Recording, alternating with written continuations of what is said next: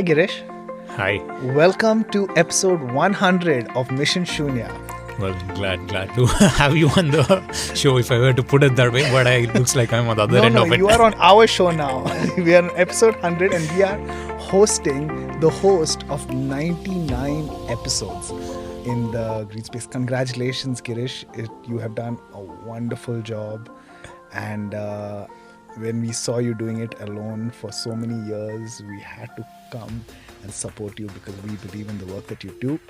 You know, us being on your show actually has given us quite a few clients, so we know that people are listening and we know that you mean a lot to the world. Thank you for doing what you do.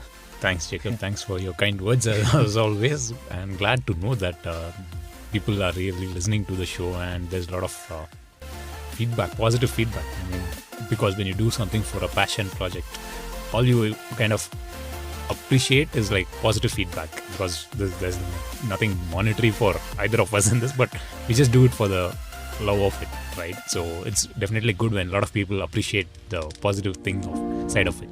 So glad Thank you. Glad to have you on the show today, you both of you. Thank you. Yeah, Mission Shunya has done many episodes on renewable energy, plastics, forestry, a whole bunch of topics around how do we get to zero and hopefully beyond that as well. With me is Kaushik. Hello. Yes, glad to have both of you here, Kaushik and Jacob. And even when some time back, you actually brought out this idea saying like, hey Girish, 100 episodes is coming up, and all the listeners or people who follow the podcast know like TerreGeneration, and these are the people behind TerreGeneration. And of course your colleague Sumedha is also the artwork creator. So these are the people who put out the beautiful images that we kind of see on the show cover art. So thanks for doing that. And because you voluntarily said like, okay Girish, your cover arts need flip, so we can help you do that. So thanks for doing that. I'm sure like people who subscribe to episode 1, 2, 3, they would have seen like common art. Then after 10, and they would have seen Girish's some creativity. But then I think after some time they saw Jacob and TerreGeneration coming, they did see a big change. You got in a common theme. So thank you for that. Thank you.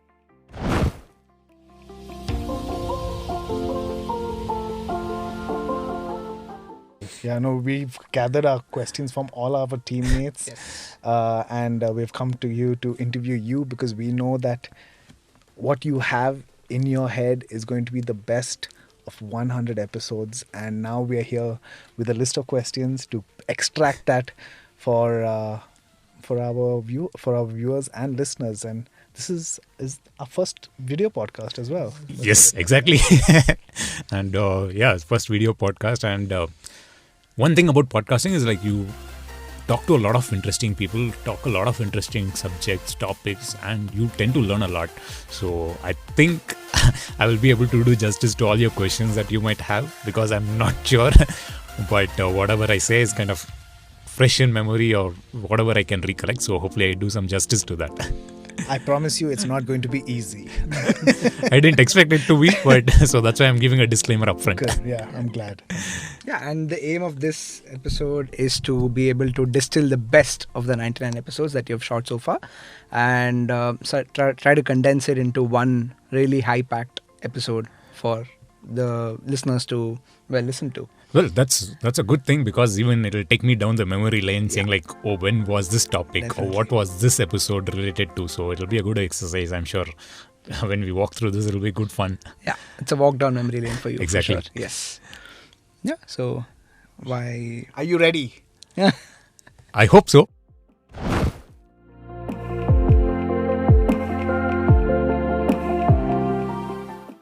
So, Girish, question. Name 5 episodes and maybe organizations, startups or non-profits in 5 specific sectors that you believe represent those sectors very well in the work that they do. Okay. And the topics are, it could be around food and water, Okay. or it could be forestry, it could be renewable energy, it could be plastic, Okay. and agriculture. So these are the 5 topics. And my question is, name 5 organizations and give 2 sentences describing them, maybe 2, maybe 5 sentences describing them, but what they do in Sure. these 5 areas. Sure, I will do that. But yeah, again, a disclaimer, like this is because I've covered a lot of good companies, a lot of good entrepreneurs, people, passionate people doing their work. So every story is interesting. And so whatever I say now is just something that comes on top of my head at this moment. So of course, a huge respect to all the people who come on the show. And so let me just go to when you said renewable energy. One company that comes to my mind today is because of the topics that I've been reading is RE Connect Energy, and passionate entrepreneur. I've known the entrepreneur for quite some time because I work in the clean tech space. So Vishal Pandya and his team at RE Connect, they've been doing some good work.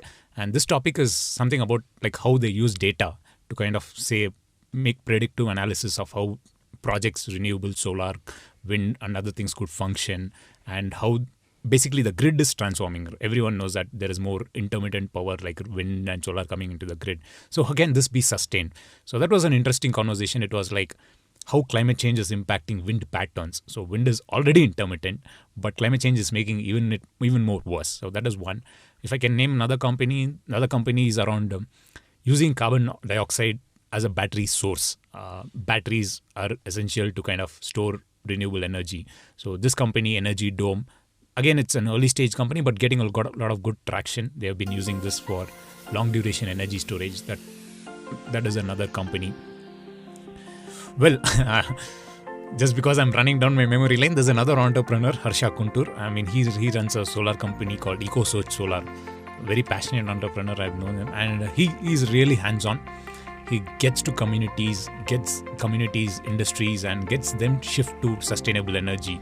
So passionate people. Of course, I'm sure like when we do this, release this, we will put all the episodes that we are going to talk in the description so that people can go back and listen. So yeah, these are just top 3. If I go back the memory lane, I'll pick up. Time out. Forestry, go. Forestry, a few good companies. Say Trees again. Person, Kapil Sharma and Say Trees. I mean, Kapil Sharma, when I first spoke to him, he said like, I'm in the US. I'm saying like, but your organization is doing a lot of projects in India. How are you managing this? He said like, yeah, you don't really need to be in the place to do it. You just need to have good people in your team to do it. So that's something that, I learned from him, because how he manages a full-time role, but also spends his equal time in passionately building a team remotely. Say Trees have been doing some phenomenal work. But of course, I can list a few more things. But Ting. Food and water. Again, a lot of good companies are there. But one thing that I did recently is, again, there are 2 things that's coming. But let me go for an international one this time. Hungry Planet. Todd and his sister actually started Hungry Planet, Hungry Foods. So they were looking at meat alternatives, because meat production consumes a lot of energy, right? From having poultry farms, then growing your cattle, and everything consumes a lot of energy. So that is one of the energy intense sectors, and a lot of people are working around this. So Hungry Planet Foods, Todd and his sister, actually they said like, okay, we'll have to make it more fun. Yeah. So they did this by saying like, these are plant-based or non-cultured meat, but they're also done by chef. So good chefs come on saying like, hey, you can use these products and then build a cuisine around this. So that was a different novel approach. So that's something that interesting story in itself. Right. Agriculture. Took the spotlight from well done. Well, agriculture, in my podcast, a lot of people, entrepreneurs just like you, who I've interviewed a lot of them. This one was again a person who said like, I'm fed up of my job. I want to do something unique. Let me go back. Let me come back to India. Let me do something. And he started this company called Edible Roots. He said like, they do our managed farms in India. They say like, okay, if someone wants to own a piece of land, but they don't want to get into the nitty-gritties of growing, they do that. But they also help like setting up community gardens and other things. Couple and Edible Roots is a good story that you should definitely check. They are also doing really well. Again, it's a top of my head because I spoke to him last year, but also attended a workshop recently with him. So that's fabulous. Yep. I'm going to take the last one because this is important to me. Plastics. Well, plastics definitely. again, a lot of companies, a lot of stories, but the one that I'll probably tell is Kadir and Eco Hike. I'll tell it because this t-shirt that I'm wearing comes from recycled plastic bottles that have been recycled. So this is an entrepreneur who had a factory doing textiles. Then he said like, okay, I have to do something really sustainable, because again, it's an interesting story of how he got into it, because he was doing a factory audit and people were asking like, what is the sustainability part of your business? Then he realized, okay, I can actually do something. So he took out plastic bottles, and now you also read like global brands are doing that. So this entrepreneur has been doing this silently for the last many years actually. Okay. So I would love to know how they deal with the microfibers that come out of the t-shirt. Exactly. That is something that they are definitely looking at it, because that is also another part. And generally, washing in general also has this lot of microfibers that come and they pollute the water, and a lot of companies are working on it. In fact, I'm talking to a few of them to kind of understand what they do, how they do it. Of course, all of these companies kind of, they say like, we will do it at big scale, but eventually at every consumer end, this could eventually percolate and it will happen. So Thank you. Interesting. Okay, moving on. Next question is, we want to know what sort of actions do you wish, like on ground, in laboratories, in government spaces, wherever it may be, what do you wish, like what sort of actions do you wish your podcast translates to? I hope like everyone takes some small actions, because every action counts, but people just don't realize that it does. Like for example, I'll give a small example. Like everyone says like, I'm seeing kids doing Fridays for Future, climate action, protest and something. There was a guest who came on the podcast. He spoke about how his business was transformed because Greta and others were doing protest in Europe for every other Friday. So he said like, I was doing this climate partner as a company. So he said like, I was doing this business for quite a few years before this, but suddenly I saw an influx of inquiries. Even when I started presenting in conferences, people used to come to me and say like, I saw an increased number of participation from people and businesses. Then he said like, he actually asked a few people, why are you here now suddenly? I have been talking to your sector for a long time, but you were not responsive. But why now? He said like, my kid at home is asking like, I see this on TV, climate protest on TV. What are you doing about it? So then I have to go back and answer my family like, what am I doing as a owner of this business? So those are the kind of small actions that has a cascading effect. It will take time, but those will happen. So then governments will get involved. They will formulate policies, and so it's a good place to kind of observe this and see like every small action counts. That's what I tell people at the end of every episode. It's like, if you listen to something and if you think you can act on it, please do. You'll never know where it will eventually pay off. Yeah, that's a good message.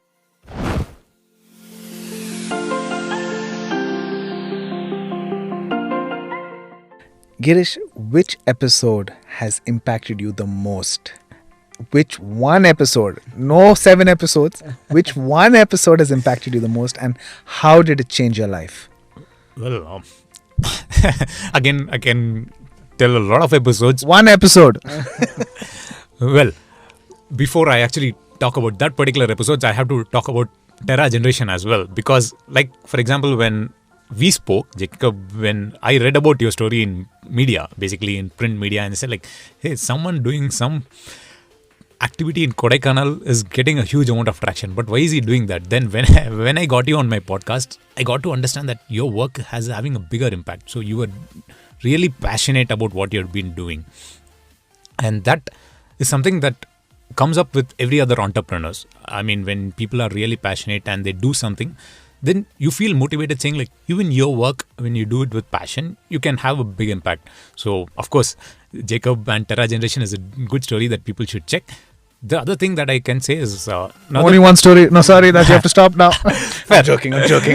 Fair. The other one that I would say is close to what you have been doing is Neil Matthews. I've known Neil for quite some time. Very passionate person who does everything with a lot of energy, enthusiasm. And when he will just ask like, I don't own anything in the planet. Like, why should I destroy it? He will just go about spreading this message in a very subtle way to people. And a classic case of what he has been doing is like, he's built some good construction practices of how sustainable houses can be built with materials and things like that. So he gets a lot of people in to visit him. and get understanding. And all this he does pro bono, free. So he doesn't make much money out of it. Unfortunately, a lot of people who take information from him have built businesses around it.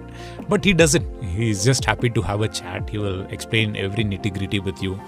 So you feel very happy when you, on a weekend, when you're doing a podcast, you feel like, what's the motivation? You're like, people like him are just like doing it for a long time. I mean, he says like, I just need the basic things to take care of me and my family. But the rest, I don't own anything. So I just happily doing whatever I can, and if it helps you, it helps you. So that's a good person and a story. I have a follow-up question. Sure, go ahead. So we come from a team which is actually majority women, and they're all busy this evening. Others, they would have been here as well. So we have a manel, which is one of the worst things ever. So I'm just going to request you, because this is a question from them, can you name 2 women that have been an inspirational guest on your podcast, and they could be from India and maybe one from the world? Sure. I mean, this is the only question where you have the exception of naming more than 2 women. Go for it. Well, yeah. I wish I could name a lot of them. One thing I can say, like, there are a lot of women entrepreneurs in this clean tech space. I mean, in my podcast, I look at the technologies. One is entrepreneurs who are solving a problem, and they're doing it like really passionate about what they have been doing. So those are the things that I really look for. And I reached out. I mean, so this thing happens like when you reach out to a lot of people and you talk. A lot of people, I mean, unfortunately, I have to tell this, like, a lot of women are not very comfortable talking about their idea or their technology, because even they're doing amazing work. I'm saying, like, you're doing amazing work. Will you be happy to come and tell? They're like, oh, no, maybe not. I mean, I get more rejections from them rather than from other. So that's one thing that I'm a little disappointed, but of course I had like amazing women, people who have done phenomenal work come on my podcast. 1 or 2, maybe. The first thing is like, I can talk about Padma Shri Balram, normal person. I mean, she was just a normal lady living with a family, but then she realized like wastage, whatever she throws from her houses, was having a bigger impact. She just said like, okay, why can't we deal with it better? After all, governments ask like you to segregate waste. I mean, I tell this on multiple episodes, like segregating waste is a big thing that you can do, because when you throw trash out of your home, you just need to ensure the biodegradable and non-biodegradable is different, because entire value chain kind of helps with that. So she did that. She started with a small community residential apartment. Then she got others involved, like a local councillor involved, and she said like, I'm helping these people segregate waste, and then that can come to your system, and then you can probably help it convert to, say, bio-CNG. And she actually converted that into biofuel, and the pilot project which she started sending it to a local restaurant, a nearby restaurant, for cooking fuel. So every waste that was coming from the nearby locality was converted into biofuel, and that was sent to a cooking restaurant. Then this got traction, and a lot of other resident apartment associations started coming forward. They said like, it's a small setup, we can do it. So then a corporate was involved, Carbon Lights, another company. They got involved and they scaled it up in a big way. So small actions like that kind of have a big impact. And okay, internationally, there have been women entrepreneurs. Like, for example, I can think of think tanks, people working in research. There's this episode that I did on Meet the New Meat, like what are the meat alternatives that I did. And there have been people who advocated for meat alternatives in their research. So that is an episode that I did long back. So Laura Wellesley and her team, they did something very interesting. They had some good findings in what are the impact of meat production, dairy production. So that was a good conversation.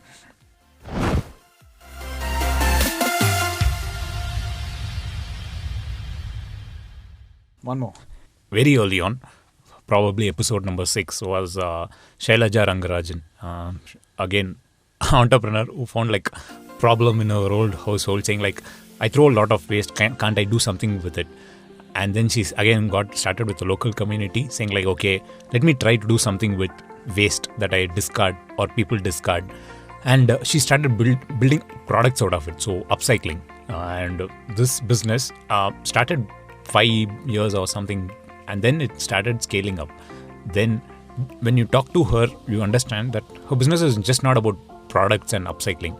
She then realized there are a lot of other women who are really skilled, technically skilled to upcycle products, like for example, discarded clothes, discarded jeans and other things, and they could probably make it better products, like for example, handbags or any dress material, clothing, and multiple stuffs. I mean, if you visit the website of Reimagine, you can see a lot of other products, like for example, multiple products. I mean, I personally kind of after the interview saw a thing and I got one for my wife also.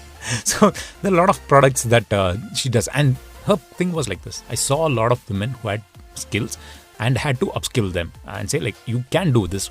Please join me, do this. So her business is entirely like, even the social aspect of it is covered. So that's again a wonderful story. And now that it's been like nearly 4 years since I first featured her, the story is growing. Recently, I think she's also launching globally in Europe through another partner. So that's a wonderful story. So I mean, people just start at home and then realize a home-based problem close to heart, then they scale it up. It's really good to hear. And few years down the line, when you look back at those stories, it's even more phenomenal. Other things.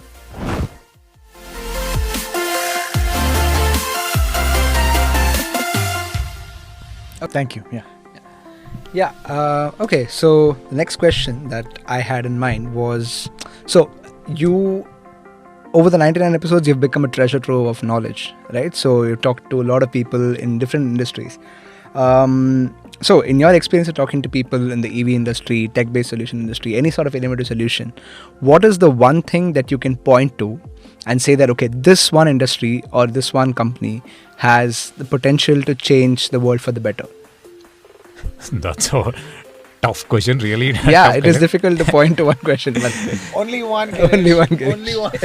Well, then probably I should just look at the top level and say like, the entire objective of decarbonization, getting to net zero carbon economy, lies in one basic premise that a lot of other industries need energy to power themselves. Say, for example, resources, everything that requires energy. To do something, you require energy. So how, if you decarbonize the energy factor, like for example, if you switch off all thermal plants to renewable energy, so that transition cascades to a lot of other. So I'm going to put you on the spot and I'm going to ask you to pick one such industry or company that you think has the potential to change the world for the better. Well, I think if I point one, the people who came on my podcast will say like, hey, you picked the wrong one. You can't say Mission Shunya. I wish some few years down the line, someone will say like, hey, that podcast had a big impact on I wish that will be the case. But I'll just go pick the industry, because picking a company, picking a technology will be like thing. But industry-wise, I think a lot of things around decarbonization boils down to what is your source of energy. Like for example, when you electric vehicles, batteries, when you're driving an electric vehicle, we need the grid to be green. Like for example, more renewable energy in the thing. When you manufacture something, sustainable plastics or biodegradable plastics or anything that you manufacture, you again need energy that comes to be green. Yeah. So renewable energy has a big impact. Like if you are able to convert all the fossil fuel generation into green, clean energy sources, that will have a big impact on the entire decarbonization of everything that can come after that. So that is something big. And that's also probably the reason that I am in that sector working full time. So we see nepotism coming. Yeah. Fair. Also, I like that saying, grid needs to be green. That's a nice alliteration to... That's right? Alliteration is the right word. Okay, yeah. So it is a nice alliteration to focus on. Yeah. So I have something. You said net zero. Is net zero enough? And yeah, just that's open question. Yeah. Well, when someone asks me this question, it goes back to the conversation that we had. Regenerative. I asked you like, hey, Jacob, what is regenerative? And I think you said like, hey, getting to zero is not something that we want. We had to add more than that. So going beyond zero is a thing. But, well, of course, the big thing is like, how much of resources can you give back? So that will be the ideal case. But honestly, I mean, we know like the realistic case is to not exploit more resources. Not exploit more resources is the ideal case. Like, for example, to get to, say, limiting the temperature rise to 1.5, 2 or whatever it is, the ideal case to at least not exploit more resources so that we don't make it worse. We just preserve the status quo. I think that will be the first ideal case. But I'm sure with the penetration of technology, I'm sure it can go, as you said, regenerative or even beyond zero. But that'll be a best thing to happen. But getting to net zero, I think, is the first milestone that is itself aspirational. So I'm sure that's a good, at least, benchmark to get there. Yeah, I have to disagree with you because I think that's too low a target. It's too low a target for what the, Exactly. Yeah. Like entrepreneurs like you, that is something that you have a good thing, which is true. Yeah. But as a consumer, when I look at it from the consumer and when I look at the audience to whom I am talking, when I say like, hey, your small action can actually reduce your, say, for example, energy use in the entire grid by like 0.001%, they'll be like, okay, maybe I can do that. Hey, by not taking your vehicle for 3 days out of 5 days, by, say, taking a public transport, you can have a big impact. They'll say, okay, let me do that. So when you have to nudge people in that direction, when you have to nudge the consumers in that direction, saying something like this is fine. On the other side, when you build the narrative, like you are a communication sector, when you try to build the narrative and saying like, hey, when you drive an electric car, charging it through batteries put on your roof, I mean, people are like, hey, that's too far-fetched for me. I am not going to do that. So yeah, ideal case is getting beyond that. That is essential. But how do you get everyone involved?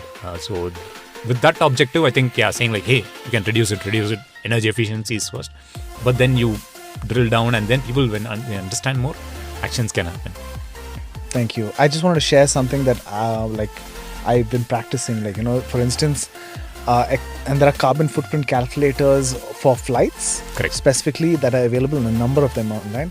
One of them that we follow calculates the carbon footprint per seat to Bangalore to Delhi as 0.7 tons, and which is an equivalent of 3 trees. They don't say whether it's high sequestering or low sequestering. It's just a generic tree.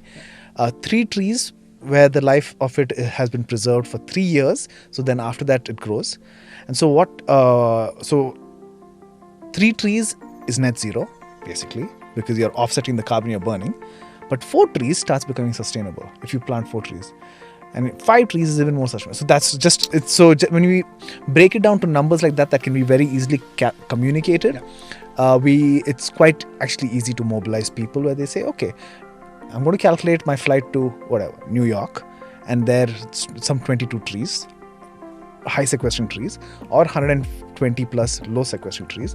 So you're able to do that math, and then you can offset your footprint in a net zero way, yes, but more in a regenerative way. Yep. Just sharing that, No, that's definitely a valid point. And rightly, as you pointed out, that's good. That, as you said, a lot of people are, in fact, a lot of travel companies are actually building out the carbon footprint into their systems to show like, hey, you're booking this flight, you can also offset this. I think a lot of people greenwashing.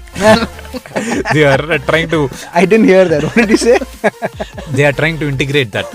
I was going to get that, but I just said like people are trying to, because we'll have, now that you mentioned greenwashing, we have to bring this, because the other point is like people say like you can plant 5 trees, get beyond zero.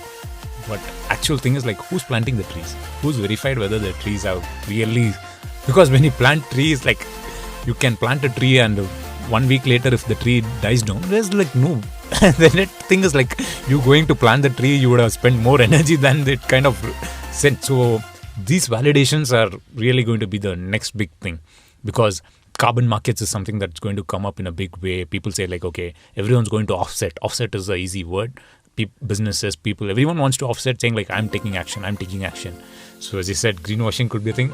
A lot of people have to really go on ground and see, hey, is this really happening? So that'll be a challenge. Yeah. Thank you. Yeah. Okay.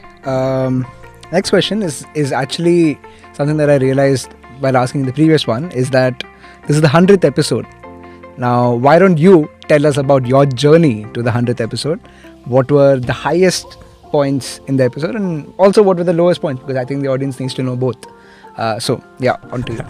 Well, thanks, Kaushik. I mean, when you ask this journey, it's a lot of up and down, but the journey for podcasting actually didn't start with this. It started basically right when I started working in the clean tech sector, building solar power projects. Then I used to tell people like, hey, I'm working in solar projects. People are like, oh, are you putting the solar water heaters on roofs? I said like, no, we are building large power plants and that they're going to come up. So 2011, people kind of didn't realize that scale would really pick up so fast. The last 10 years, that's a phenomenal growth that I'm literally seen in the sector. So then I started writing about all my experiences, like what goes into building projects, started doing a blog. Then it eventually transitioned into, because I was a podcast consumer myself, so I started doing that. Then I was working with my ex-boss, who was also passionate about this, Rahul Vallavalkar. There's an episode with him also. So he was also very keen on podcasting. So we did the initial podcast with him. So, but that was looking at the big picture, looking at policymakers and then asking them to change, talking to them and doing that. But I was more interested in saying like, let me again go back to the consumer level and talk to them and saying like, hey, you need to understand the big picture, but there's also something that you need to say like, okay, I can do this action and I can still make a positive contribution. So I wanted to build that kind of narrative. So that's when I got started with the second podcast, Mission Shunya. Been 4 years now. I mean, it's been very tough. One thing is like being consistent when this is not your full-time thing. Yeah. Full-time, I've been working all through. So, and yeah, of course, all people with I've worked have been really supportive because they know I also write blogs, I do podcasts. They know that, and I keep to do it on weekends. So weekends, doing this on weekends, there's a lot of things that you have to sacrifice. There's a lot of time that you have to devote, and for this, of course, people have to be supportive in your near friends, and most importantly, family. Especially during this period, I also got married. So after that, wife Premishri, I mean, she actually has been more of a support in this. In fact, we have a lot of discussions around sustainability at home also, and especially when we go to events, we talk about that. And in fact, like for example, we did a couple of episodes on saying like, what are the sustainable practices that we are following and what got us there. So we did few episodes. She joined me. She was very supportive in that. And in fact, on some weekends when there was a release or something, I asked her to do the editing on the weekend. So that's been like a good support. And on that front, support and things. On the other end, like for example, industry people who came on the show, they have also been very supportive. Like for example, episode number 33, if I'm right, I got Jacob on the show. Yeah. 70 episodes, nearly 70 episodes later, Jacob sees like, okay, we can actually work together and we can do something that can have a bigger impact for both of us. I mean, both of us are learning in the process. And in fact, in between that, you have also been kind to introduce me to a few other people who have been doing Vanantara as a classic case, who have been doing good work. And that's also a good story to cover on the show. And I had this experience with multiple guest on the show. They say like, hey, I listened to this, it was interesting, but I think you should also talk to him. He's also doing something interesting. I think that will add value to your audience. And this learning, I mean, it's like one good thing is about learning about new technology, talking to a lot of people. I mean, I literally use this as my podcast, as my like visiting card to reach out to anyone. I say like, hey, I do this. Would you want to talk? And even if they want to say no, they say no. Yeah, they say like, I know you have done 100 episodes, so you are serious about it, but you're doing it in passionate part-time job, so you're serious about it. So they are at least politely saying no. But it's fine. So it's been fun and it's been a good experience also. Yeah. And I'm going to probe you to talk about your lows once you've done the podcast. Well, there are definitely lows in the sense I enjoyed the process since I've been technically doing podcasts since like 5-6 years now, including the first one. The process, I know it's time consuming, it demands a lot of energy, but the lows have been like when you look at the numbers, when you go to fellow podcasting meetup and say like, hey, I do a sustainability podcast, and when I meet people who have been doing in different genres like travel, arts, horror. So I mean, those people get some phenomenal sponsorships and they build a big network. And for someone like sustainability podcast, the numbers, I mean, how many people listen to the podcast and things like that. Early on, that was like a factor that I saw and say like, hey, why isn't it really growing? Then I said like, hey, the growth has been happening the other side. Like I'm learning a lot of things. So I should not focus on this metric, but rather look at the other metrics that are really happening. That's interesting. So technically looking at podcasting numbers was definitely not a thing. Yeah. Nice. Thank you for sharing that, because we are also struggling with qualitative versus quantitative metrics, and like the quantitative metrics for, let's say, sustainable Bollywood podcast will be very high, the quantitative metrics, and a sustainable cricket podcast will be very high, but like qualitative metrics, I think is really the thing that I think we thrive on. I think. Exactly. I think that's also a factor that we have been able to collaborate. I think both of us, it's just like, okay, you support me, I saying like great artworks and give, and I just use it for free, right? Yeah. I mean, there's nothing that we have monetary transaction, but both of us know like, hey, the message that we are conveying in through the medium is reaching a wider audience. Yeah. So yeah, and we're very happy to support you. Yeah.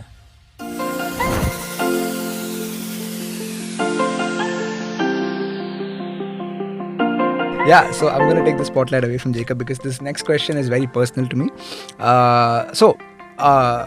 What's something that's been bugging me is the buildup of eco-anxiety. There are a lot of young listeners who will be joining your podcast as new listeners. There are older audience members who are also young listeners. And I think this is the concept which is very prominent in the newer generation, which is eco-anxiety. So I want to understand... because you've spoken to so many people, how do you see the use of tech-based solutions as a way to alleviate this sort of eco-anxiety that's building up around climate change, around the current state of the world, all of it? Interesting that you talk about younger generation. So when you talk about them, is it because you feel that they thrive on instant gratification? Do you think that eco-anxiety builds on from that? I wouldn't say instant gratification. I feel like the recent news that just been outside, right? Constant flooding news. There are earthquakes in Turkey. Whichever sort of geography you pick, there's something bad happening in terms of climate change that connects to climate change. Oil companies are pouring more and more money. Banks are pouring more and more money into oil companies. Stuff like that is happening, right? And this sort of news is very depressing to look at. And also, just like, I think the younger generation is way more exposed to this sort of information. Like, I can't remember, there are people who are 15 years old who are starting climate movements. They're creating these pages which are supposed to talk about climate change and stuff. At 15, I don't remember doing anything like that. And I consider myself to be on the younger generation. I feel like the generation that's younger than me is even more anxious about the climate. So I feel that is a very important issue to talk about, because that's basically what's on kids' minds. I don't think that's a good thing, right? So I just want to understand if you see technology as a tool to alleviate this sort of anxiety. The reason I asked the follow-up was because of this. Because a lot of younger generation people kind of see, because they kind of look at instant gratification, attention spans are low, and it's just the psychological thing. They don't look at the big picture. I mean, only, of course, a lot of people, as you said, they go read into depth. If you are really into it, they would probably say like, okay, I read about this company, a big oil major investing in this. But then they would also go dig deeper into reports, and they find like, hey, this oil major has also invested in a few green companies. So maybe 10 years down the line, those green companies could actually do something better. Or this oil major would probably run out of business in oil. That seems very unlikely. It's a sad truth, but it seems very unlikely. But there are a lot of people kind of do that study also. Yeah, fair. Generally, when I talk to people and when I convey this message through the podcast medium, I say like, hey, technology is a big enabler. Yeah. It is definitely making things. And as we spoke about it earlier, on-ground action is what matters. This is not something like software product. You build something, 2 months, you know the result. It's going to scale up and everyone's like, hey, we have solved the problem, or it's not going to happen. It's going to be on-ground effort, and technology generally takes time. And we need new technologies to come up and solve all those problems. So Climate GPT. Yes. Well, you can talk to an AI and find out more reasons to say like, how can you live a sustainable lifestyle? It'll look up and say like, hey, you can do this, do this, do this. But ultimately you have to take action, right? So that is the big thing. And for example, electric vehicles, people generally say like, I buy an electric vehicle, but still the grid is not green.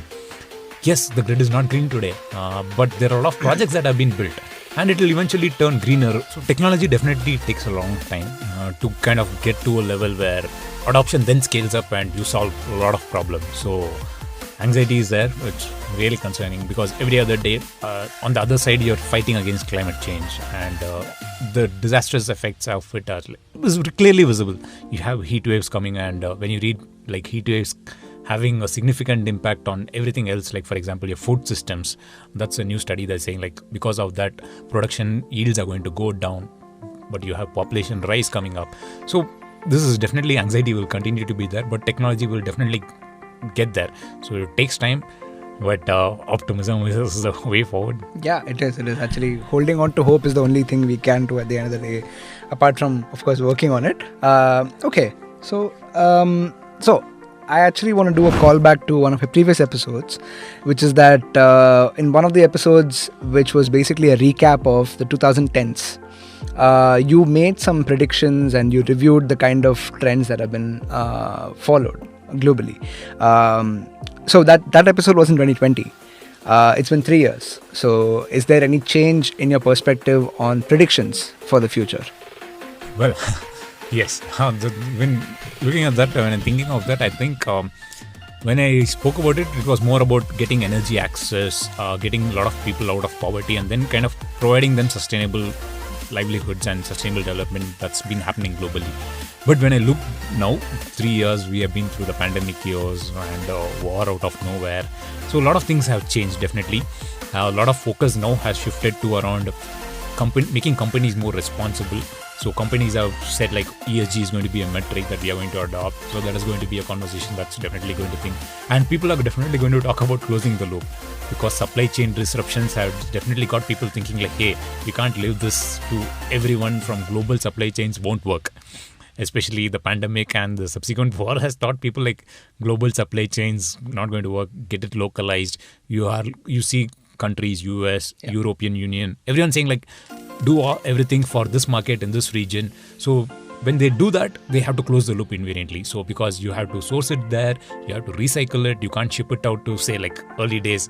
I think we spoke about it some time back also, like someone shipping out waste from US to China. China said like, no, we don't want this. We are not going to clean your waste here. So this is going to happen. That's a good sign.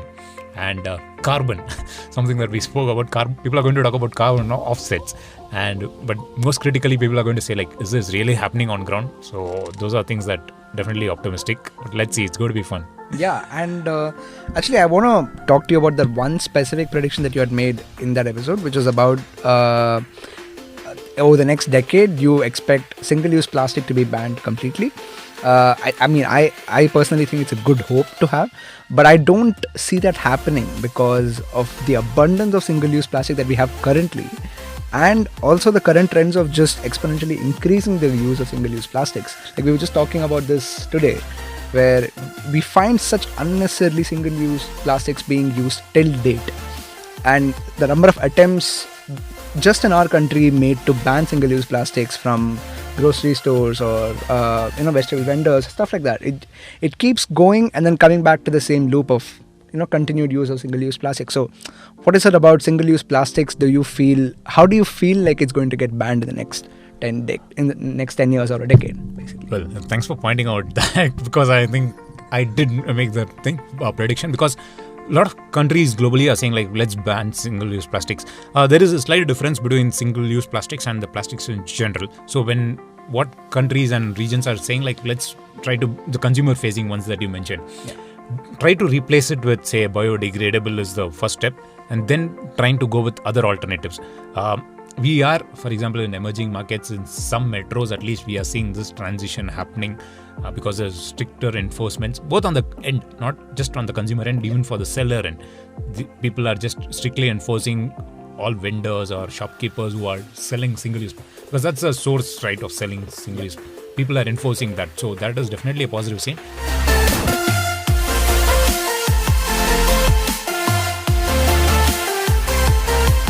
Okay, this is going to be a tricky one, Girish. Okay. If you were going to bet 10 lakh rupees or 1 million rupees on any one company in the sustainability, regenerative, net zero space, which company would that be? Well, I would probably bet it on myself. Nice try. But this is actually an interesting question because and it comes out in a nice time when I'm reading about this company called EnergyX. That's why I think this is an interesting question, because when I spoke to T. Gigan from EnergyX back in early days 2019, the company was just having a novel concept. This came over from a lead, and they said like, hey, someone knew me, and they said like, you should talk to this person because I'm the agency for that. They got this company. Then I spoke to the founder and said like, what is your technology? Lithium extraction. What do you do? It was an early conversation. So all my podcast, most of it, if I'm talking to someone new, I have this initial conversation to understand if they are the right fit. And then I do the actual interview recording. So when it was sounding novel. So lithium extraction in a novel way to extract lithium, which of course lithium batteries for EVs is going to be a big thing. So this company had a novel thing that said like, we are in scientific readiness level. I think it was very low at that point. They were just doing pilot. He was just visiting facilities in Bolivia to kind of understand this.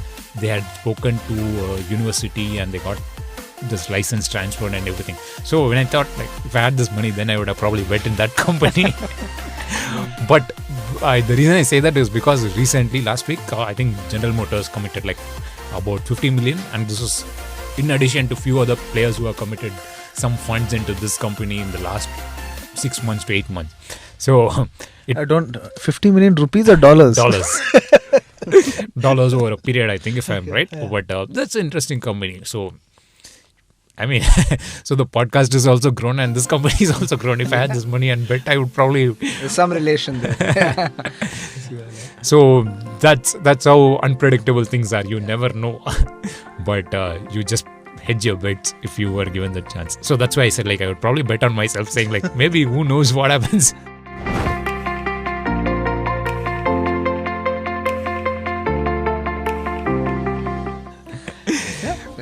Go on, Kaushik, take the next one. I think we are close to wrapping up the podcast recording. So we want to understand, what do you see Mission Shunya talking about in the 200th episode? We are aiming far into the future. Maybe not even that far. Might not even be that far. So. Well, the first thing I hope is like we managed to do this consistently again. Yes. Since this is going to be a passion project and a weekend activity, I hope the consistency kicks. But more importantly, have more content that is impactful, because we have a lot of content now. It will be good to distill the content, bucket it under different themes, and maybe get few more videos up and running. So that will be the way we produce content, good quality videos, distill it to audience. But more importantly, on the topics, passionate people, a lot of passionate guests will definitely come. And topic-wise, I think a lot about energy is definitely going to be there. But more importantly, emerging topics like, say, for example, carbon offset, ESG. And I'm sure all these topics will be really relevant in the next few years. A lot of people are going to understand this, it's going to come and back. And they'll be more keen to listen to it. But of course, then the perennial things of plastic, pollution, recycling, upcycling will continue. The one good thing about sustainability or the net zero thing is like I can talk to a lot of people. Everything can be bucketed into the sustainability aspect of it. And that's the fun part. But it's also challenging because you need to pick, like after 100, it's like you need to raise the bar, produce more content, more relevant content. So that'll be the challenge, I think. But hopefully it goes well. Yeah.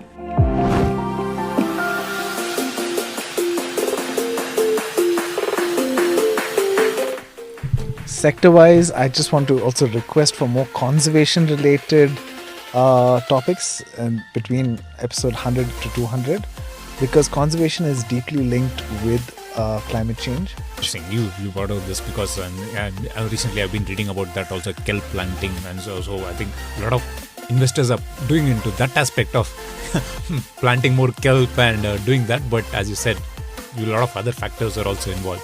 Conservation. I did try reaching out to a few people, but we never got into conservation. But the other aspect is because of the podcast production happens in English, and a lot of people on ground typically speak the local language, so they also have this initial reluctance to kind of come and speak. But yes, as you rightly said, I think I have to be more on ground.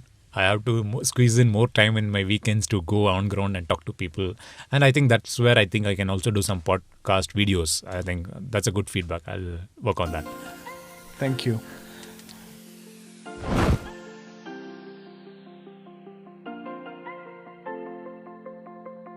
thank you for being on our show, Girish. It's the 100th episode. Thank you for having us to host you. It's been a real privilege and honor really for fun. us. Because we are big supporters of what you do and the commitment that you have shown to this kind of work. Thank you for doing what you do. Hey, thanks, Jacob. Thanks, Kaushik. And thanks for taking time to kind of actually initiating this, I should say, when you said like, hey, your 100th episode is coming, let's do something. And we just started a few iterations and we managed to do a video.